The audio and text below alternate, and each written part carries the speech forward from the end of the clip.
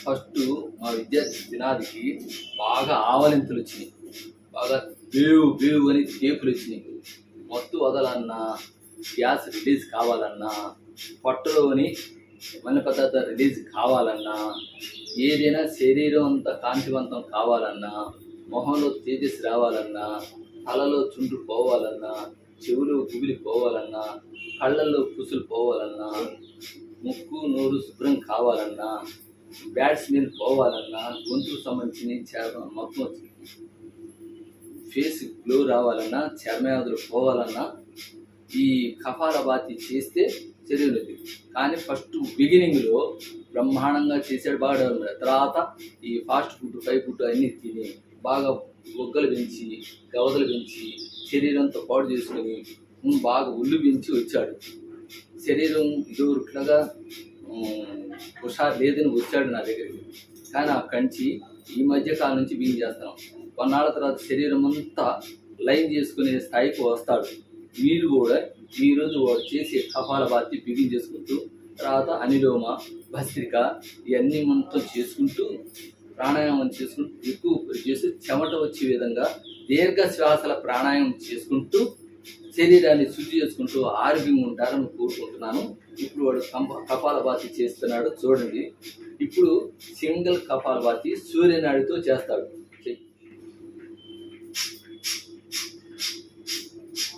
సూర్యనాడి కపాలభాతి.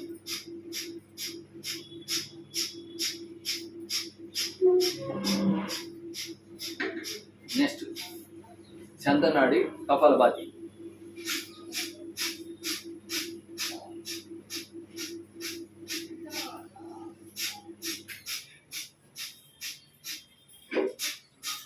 పొట్ట వెనక్కి కొట్టడం, ముక్కుతో వెళ్ళడం, ఒక్క వెనక్కి బాగా వెనక్కి ఉండటం, ముందు రావటం. నెక్స్ట్ కపాలభాతి.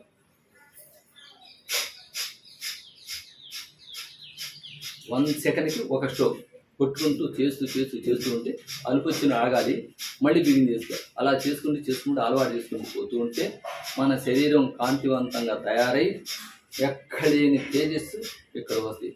ఇక్కడ బొగ్గలు పెరిగినాయి, గవదలు పెరిగినాయి, మళ్ళీ ఒళ్ళు పెరిగింది, పొట్ట పెరిగింది, నడ్డి పెరిగింది, అన్నీ పెరిగిపోయినాయి. చర్మం కూడా నల్లగా తయారైంది. ఈ నల్లదనం అంతా పొయ్యి గ్లో రావాలంటే ఈ కపాలభాతి చేసుకుంటూ, భస్త్రిక చేసుకుంటూ, అట్లానే అనిలోమ విరామం చేసుకుంటూ, వ్యాయామంతో, స్పీడ్ వ్యాయామంతో చేసుకుంటూ ఆరోగ్యం బాగుంటారని కోరుకుంటున్నాను. చేస్తూ ఉంటాడు చూడండి.